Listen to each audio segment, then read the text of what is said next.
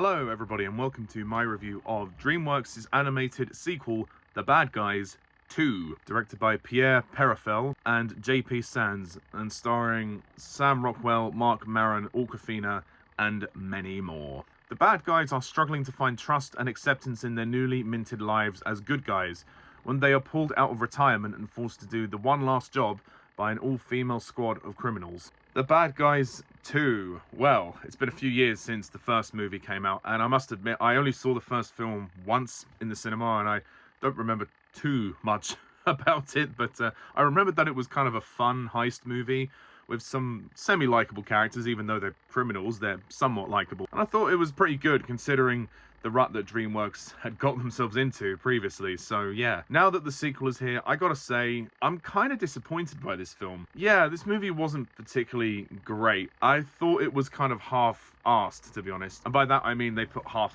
the effort in that they should have done. For me, the biggest problem with this movie is that it takes way too long to get going. It feels very cliche, generic. Okay, the bad guys are trying to go good again, they're trying to come out of retirement, trying to hold down legit jobs, and yet the world doesn't really know what to make of them, whether they're good or bad or whatever. We've seen this kind of thing before, and then they're very down on their luck, and then something happens which forces them to go back into their old lives, and there you are. The first half is littered with so many misdirections, so many twists or character revelations, like, oh, this person might be in the frame, this person is framing this person is doing that for this person. It gets unnecessarily convoluted for what this movie needs to be. Like, just tell the flipping story. Just tell the story. While I do like seeing the characters back, I found this adventure to be rather disengaging because, like I said, the movie kept going in various different directions, and because it's such a brisk pace, it's firing off all cylinders, and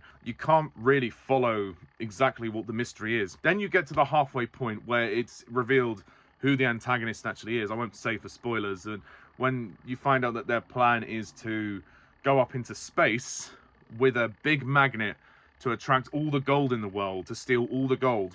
Kind of a nice idea, but then when you send your franchise into space, that is an immediate red flag for me. While actually the space scenes weren't too silly, and I goes there, they kind of work really, I guess because this is an animated film made for younger people, I did find myself thinking this feels less like a heist movie and more like an adventure movie. Whilst the idea of kind of magnetizing the gold is a clever, semi-clever way to steal gold, what do you do once you've got all that gold? How do you keep it for yourself? How do you store it? Doesn't really make sense, does it? It's not very well thought out. At the end of the day, this movie is fun, it is harmless, and it will entertain the audience that it's made for, but the story and the characters are disengaging this time. It's a real shame. This is a waste of potential. This could have been a good sequel. I would have just liked something a bit closer to the first one, rather than going slightly more ridiculous with going into space, but still, it is what it is. It's an entertaining time, and I think the cast do a good job. So we've got Sam Rockwell, who returns as the Wolf. He's very good. Marc Maron as Snake. Awkwafina as Tarantula. This is one of the roles I quite like Awkwafina in, actually, because Awkwafina tends to be in everything, and I don't think she always needs to be. Whereas in this movie and the previous Bad Guys movie, I feel like her character is very well done, and she's reined it in. Her comedy isn't too outrageous. Like, sometimes she can be kind of annoying, and in this series, she's not quite as annoying. And her character's very much like, for you Bond fans, the Q of the group who does all the tech, which is really cool. Craig Robinson as the Shark, very good, funny, got some good jokes in there. You may remember from the first film Zazie Beetz as Diane Foxington, who is a governess, and her career is at risk in this movie, and her true identity is also at risk as well. But then she does feel kind of shoehorned into the story because she was a main character before, so she has to be a main character this time. And there's kind of a romance with her and the Wolf, which is barely developed. Anthony Ramos as the Piranha, when he speaks, has got some good lines, to say the least. We've got some new cast members as well. We've got Danielle Brooks, Natasha Lyonne, Maria Bakalova as the three female criminals who work with the bad guys as well at various points. They're quite interesting characters. They're kind of fun and entertaining for what they are. Richard Ayoade returns as Marmalade, who is the villain of the first movie, and he's in prison.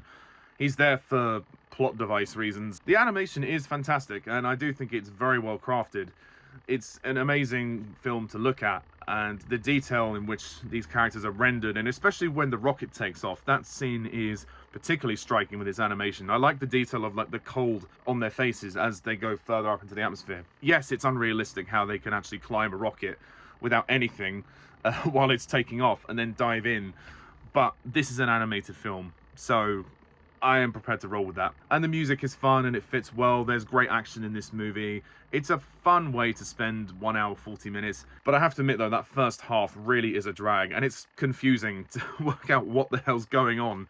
It's a bit of a mess, that first half. It takes too long to get going. Then when we finally hear the plan, it's like, well, why didn't you just explain that from the beginning? Why did we have to have all this endless trail of convoluted mess of like, oh, this person is setting this person up, this person is framing this person, we have to get the thing from the thing. And I have to knock points off the film for basically, I mean, it's done as a joke, but I don't think it's a very good joke. They actually have this thing called MacGuffinite, which is used, I think, to help with the magnet and the rocket in space. It's a little silly and it's a little bit too stupid. I think even for a kid audience, I think that's a little bit too stupid. So overall, I think this is a alright film. I mean, it didn't stick in my memory. Whilst I'm kind of glad I saw it, I would definitely say watch the first movie, because this movie doesn't really need to exist, and it's a heist movie in space. So yeah, make of that what you will. But you can have fun with it, and it will entertain the audience that it's made for, and the action is good. So I will rate The Bad Guys 2 a 6 out of 10.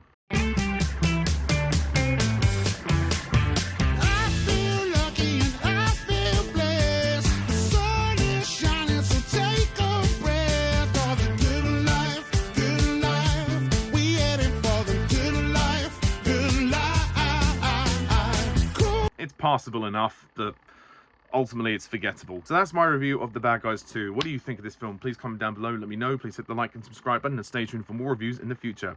So until next time, I'm Pajak's Perspective. See ya.